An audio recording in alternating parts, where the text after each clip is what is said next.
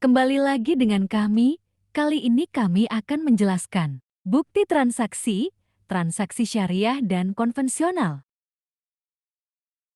Apakah kalian tahu perbedaan dari kedua bank ini? Jika belum, simak penjelasan berikut.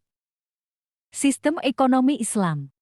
M.A. Menan di dalam bukunya yang berjudul Teori dan Praktik Ekonomi Islam menyatakan bahwa ekonomi Islam adalah ilmu pengetahuan sosial yang mempelajari masalah ekonomi rakyat yang diilhami oleh nilai-nilai Islam.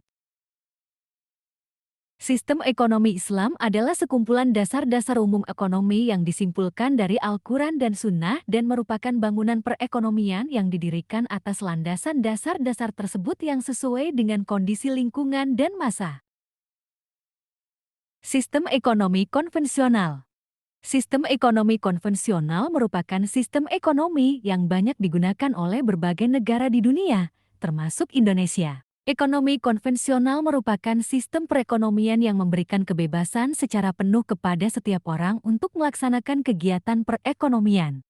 Dalam ekonomi konvensional, setiap warga dapat mengatur nasibnya sendiri sesuai dengan kemampuannya. Semua orang bebas bersaing dalam bisnis untuk memperoleh laba sebesar-besarnya, serta melakukan kompetisi untuk memenangkan persaingan bebas dengan berbagai cara. Perbandingan ekonomi konvensional dengan syariah. Konsep dari ekonomi kapitalis di mana sumber kekayaan itu sangat langka dan harus diperoleh dengan cara bekerja keras, di mana setiap pribadi boleh memiliki kekayaan yang tiada batas untuk mencapai tujuan hidupnya. Sementara Islam mempunyai suatu konsep yang berbeda mengenai kekayaan. Semua kekayaan di dunia adalah milik dari Allah SWT yang dititipkan kepada kita, dan kekayaan yang kita miliki harus diperoleh dengan cara yang halal untuk mencapai al-falah makmur dan sukses dan saadah hakikiyah kebahagiaan yang abadi baik di dunia dan akhirat. Sampai sini, belum tahu perbedaan bank syariah dan bank konvensional. Perbedaan antara bank konvensional dan bank syariah menyangkut aspek legal, struktur organisasi, usaha yang dibiayai, dan lingkungan kerja. Pertama, akad dan aspek legal.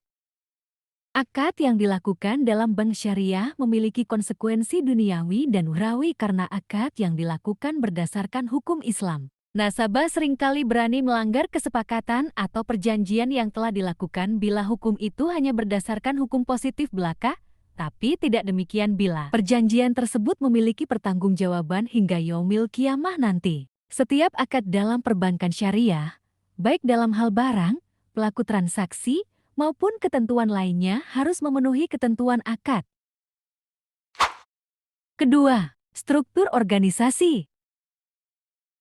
Bank syariah dapat memiliki struktur yang sama dengan bank konvensional, misalnya dalam hal komisaris dan direksi.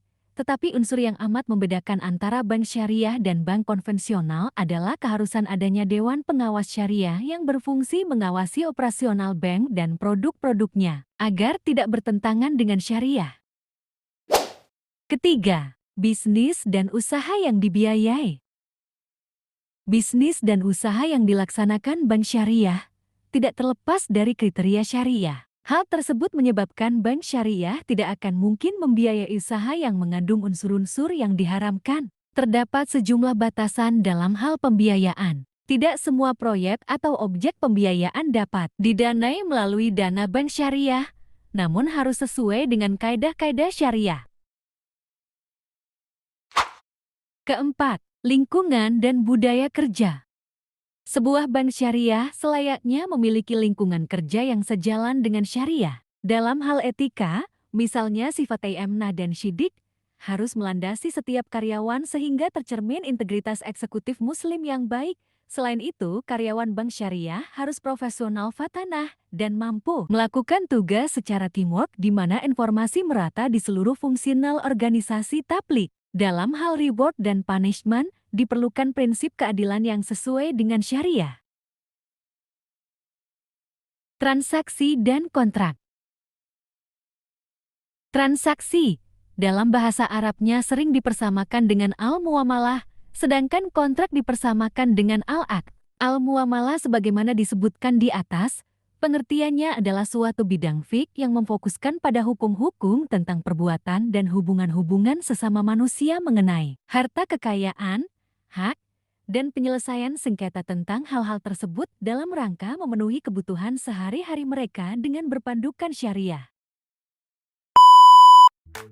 Cukup sekian penjelasan tentang bank syariah dan bank konvensional oleh tim kami.